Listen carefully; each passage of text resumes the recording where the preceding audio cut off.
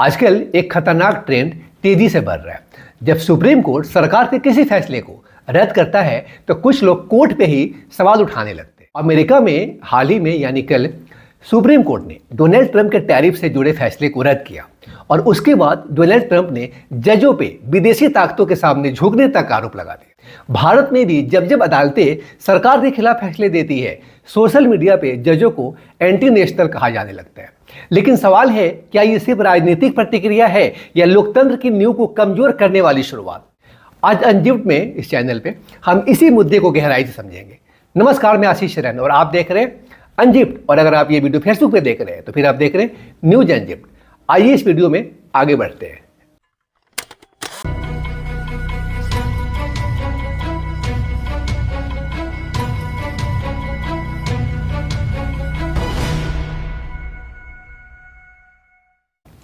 आजकल एक चिंताजनक ट्रेंड तेजी से उभर रहा है। जब भी कोई अदालत, खासकर सुप्रीम कोर्ट, सरकार के किसी फैसले को चुनौती देती है या उसे निरस्त करती है तो कुछ राजनीतिक नेता और उनके समर्थक न्यायपालिका की नीयत पर सवाल उठाने लगते हैं।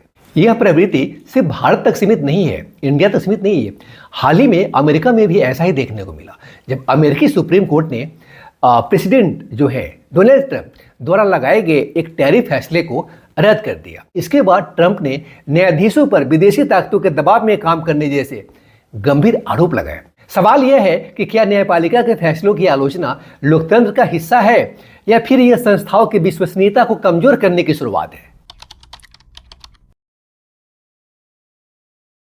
फ्रेंड्स, लोकतंत्र 3 स्तंभों पर टिका होता है: विधायिका, कार्यपालिका और न्यायपालिका।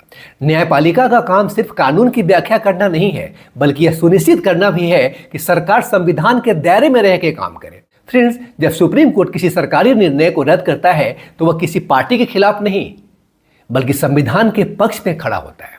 लेकिन जब हर असहमत फैसले को साजिश, देश विरोधी मानसिकता या विदेशी ताकतों का दबाव बताया जाने लगे तो यह लोकतांत्रिक संतुलन के लिए खतरनाक संकेत है। अमेरिका में जब सुप्रीम कोर्ट ने ट्रंप के टैरिफ संबंधी फैसले को निरस्त किया तो इसे कानूनी प्रक्रिया का हिस्सा माना जाना चाहिए था। लेकिन इसके बाद न्यायाधीशों को निशाना बनाना, उन पर विदेशी शक्तियों के सामने झुकने का आरोप लगाना, यह संस्थागत मर्यादा से परे एक से बयानबाजी है। यह घटना दिखाती है फ्रेंड्स कि दुनिया के सबसे पुराने लोकतंत्रों में भी संस्थाओं के प्रति अविश्वास की राजनीति बढ़ रही है। भारत में भी पिछले कुछ वर्षों में ऐसा देखा गया है कि जब अदालतें सरकार के किसी फैसले पर रोक लगाती है या सवाल उठाती है तो सोशल मीडिया पे जजों की नीयत पे हमला शुरू हो जाता है। उन्हें एंटी नेशनल कहा जाता है, उनकी व्यक्तिगत पृष्ठभूमि खंगाली जाती है, फैसलों को राजनीतिक रंग दिया जाता है। यह माहौल न्यायपालिका की स्वतंत्रता को अप्रत्यक्ष रूप से प्रभावित करता है। तो अब सवाल उठता है कि क्या सर्वोच्च न्यायालय द्वारा लिए गए फैसलों पर आलोचना करना गलत है? नहीं, गलत नहीं है, क्योंकि लोकतंत्र में किसी भी संस्था की आलोचना गलत नहीं होता है। लेकिन आलोचना और अविश्वास फैलाने में फर्क होता है। एक होता है रचनात्मक आलोचना और दूसरा विनाशकारी आरोप। रचनात्मक आलोचना के तहत जैसे फैसले के कानूनी पहलुओं पे सवाल उठाना, पुनर्विचार याचिका दाखिल करना या फिर संवैधानिक बहस करना, यह सब तो सही है। लेकिन विनाशकारी आरोप गलत है, जैसे जजों की देशभक्ति पे सवाल, विदेशी शक्तियों से जुड़ाव का आरोप, न्यायपालिका को पक्षपाती बताकर उसकी साख गिराना। ये सब देश और समाज के लिए गलत होगा फ्रेंड्स। तो इन दोनों के बीच यह अंतर समझना हम सबको बहुत जरूरी है। फ्रेंड्स, इन सब का समाज पर दुष्परिणाम होता है, जैसे संस्थाओं पर भरोसा कमजोर होना। अगर जनता को यह विश्वास दिला दिया जाए कि अदालतें भी राजनीतिक या विदेशी दबाव में काम करती है तो लोगों का न्याय व्यवस्था पर भरोसा डगमगा सकता है। कानून के शासन को नुकसान, रूल ऑफ लॉ को नुकसान। जब फैसलों को मानने के बजाय उन्हें बदनाम किया जाता है तो कानून की सर्वोच्चता कमजोर होती है। भीड़ तंत्र का खतरा। देखिए, अगर लोग अदालतों पर भरोसा खो देंगे, अदालत पे भरोसा खो देंगे तो वे सड़कों पर फैसला करने की मानसिकता की ओर बढ़ सकते हैं, जो किसी भी लोकतंत्र के लिए बहुत खतरनाक है। न्यायाधीशों पर मानसिक और सामाजिक दबाव। लगातार राजनीतिक हमले न्यायाधीशों पर अनावश्यक दबाव डाल सकते हैं, जिससे निष्पक्ष निर्णय देना और कठिन हो सकता है। अंतर्राष्ट्रीय छवि पे असर। देखिए फ्रेंड, जब किसी देश में न्यायपालिका की स्वतंत्रता पर सवाल उठते हैं तो वैश्विक स्तर पे उस देश की लोकतांत्रिक साख जो है वो प्रभावित होती है।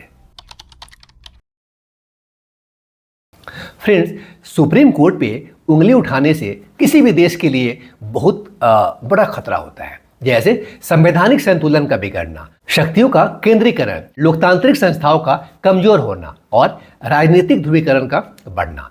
तो अगर न्यायपालिका पर लगातार हमला होता रहा तो अंततः नुकसान किसी एक पार्टी का नहीं, पूरे राष्ट्र का होगा। तो सवाल यह है कि हमें क्या करना चाहिए।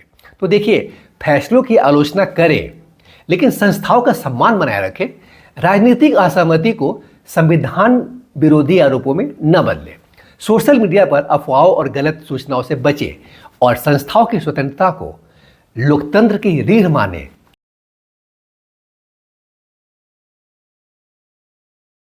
लोकतंत्र की असली ताकत तब दिखाई देती है जब सत्ता में बैठे लोग भी अदालत के फैसलों को स्वीकार करते हैं, चाहे वह उनके खिलाफ ही क्यों ना हो। सुप्रीम कोर्ट के फैसले से असहमति हो सकती है असहमति, लेकिन उस पर अविश्वास फैलाना लोकतंत्र की नींव को हिलाने जैसा है। फ्रेंड्स, आज जरूरत है संतुलन, संयम और संस्थागत सम्मान की, क्योंकि जब न्यायपालिका कमजोर होती है तो सिर्फ अदालतें नहीं, पूरा लोकतंत्र कमजोर होता है। मैं आशीष चरण और आप देख रहे थे अनजिप्ड, और अगर आप ये वीडियो फेसबुक पे देख रहे थे तो फिर आप देख रहे थे न्यूज अनजिप्ड। मिलते हैं फिर अगले वीडियो में किसी और स्टोरी को अनजिप करते हुए। Till then stay connected and informed with our channel unzipped. Thank you.